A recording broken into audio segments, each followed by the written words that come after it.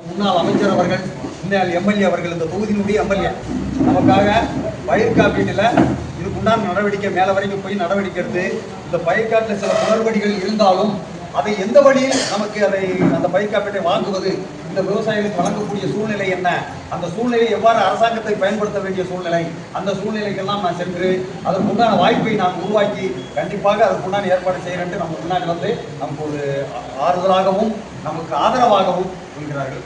அவர்கள் உங்களுக்கு முன்னால் கொஞ்சம் பேசுவார்கள். அனைவருக்கும் வணக்கம்.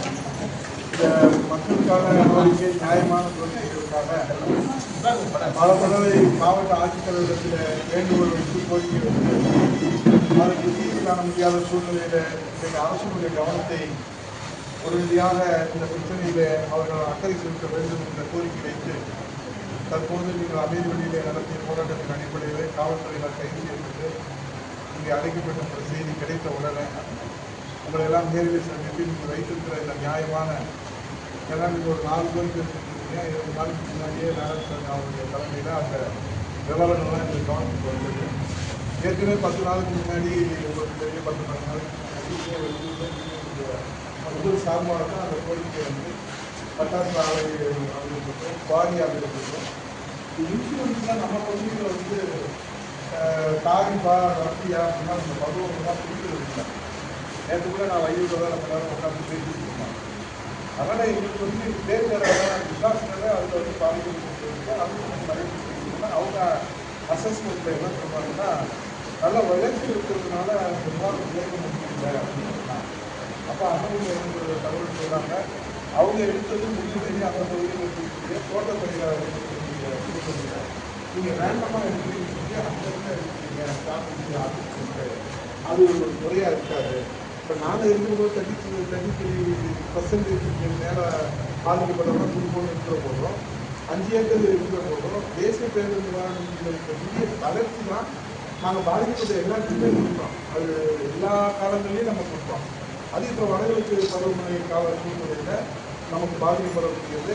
அவங்க அசஸ்மெண்ட்டை எடுத்து வச்சுட்டு அவங்க சொல்கிறாங்க. இப்போ ஐஎஸ்ல வழிமுறைகள்லாம் நலன்களை சொல்லியிருக்காங்க. இதை வந்து எந்த மாதிரி பேசணும் பாதிக்கப்பட்ட விவசாயிகளுக்கு வழிமுறையை சொல்லியிருக்காங்க. இப்போ இது சம்மந்தப்பட்ட வேளாண் அதிகாரிகள் 2 பேருக்குமே நான் பேசியிருக்கிறேன். அவர் 2 பேருமே எனக்கு நல்ல அறிமுகமாக நான் அமைச்சராக இருக்கிற போது எங்களோடு பணியாற்றி மக்களிடத்தில் ஒரு நல்ல அபிப்பிராயத்தை பேசியிருக்கிற அதிகாரிகள். அதே போல் நம்ம மாவட்ட ஆட்சித்தலைவர்களுக்கு இது குறித்து நான் கவனத்துக்கு கொண்டு சென்றிருக்கிறேன்.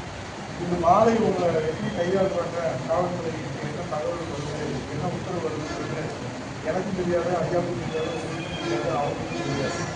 அதனால் இது எப்படி அவங்க கொண்டு செல்கிறாங்கன்னு பார்க்கணும். உங்களோடைய நாங்களும் அந்த அந்த அரசு அக்கறை செலுத்த வேண்டும் கோரிக்கை வகையில் நாங்களும் போராடலாம். இப்போ நீங்கள் உள்ளூருக்கு போராடுறதுக்கு நாங்கள் வெளியூருக்கு போராடலாம், அவங்க பேசலாம். ஆகவே இந்த இதை உடனடியாக மாவட்ட ஆட்சித்தலைவரை கவனத்துக்கு கொண்டு சென்று இந்த 4 கோரிக்கைகளுக்கும் உடனடியாக தீர்வு காண வேண்டும் என்று வலியுறுத்தி அது குறித்து அவர்கள் உரிய நடவடிக்கை எடுக்காத பட்சத்தில் மாநில தலைவர் மாமா அவர்கள் கூட்ட எல்லோருமே எனக்கு வந்து அறிமுகமாக கலந்து பேசி அடுத்தகட்டமான நடவடிக்கைகளை இதற்கு எப்படி தீர்வு காண வேண்டும் என்பதை சில வழிமுறைகளை நாம் சொல்லி அவர்கள் நமக்கு சொல்கிற வழிமுறைகளை ஏற்றுக்கொண்டு பிரச்சனைகளுக்கு தீர்வு காண வேண்டும். நிவாரணம் பாதிக்கப்பட்டவர்களுக்கு நிவாரணம் என்பது நியாயமான கோரிக்கை. அது புதிய வழிகாட்டுதல்களை மாவட்ட ஆட்சியர்கள் அவர்களுடைய கவனத்தை கொண்டு செல்ல வேண்டிய உறுதியை தெரிவித்து அதற்கு அடுத்த முறையில் நடந்து நாங்கள் எந்த மாதிரி நடவடிக்கையாக அல்லது போராட்ட நிலையில் கோரிக்கை வழியில் எப்படி அமைப்பு வழியில் இந்த ஆர்ப்பாட்ட வழியில் எப்படி கொண்டு செல்லலாம் என்பதையும் அவர்கள் கலந்து அடுத்த கட்ட நடவடிக்கை எடுக்கிறது என்று சொல்லி உங்களை எல்லாம் இந்த சூழ்நிலையில் மக்களுக்காக இந்த நிலையிலே நான் போராடி தான் நான் புரிந்து கடவுள் இருக்கிறது என்ற வருத்தம் கவலையோடு ஒரு இடத்துல ஆர்வத்தோடு வாழ்க்கை ஒரு உரிமை போராட்டம் வெற்றி பெறுகின்ற அந்த உரிமையை வந்து உங்களோடு நாங்கள் எங்களோடு நிச்சயமாக இது புதிய 4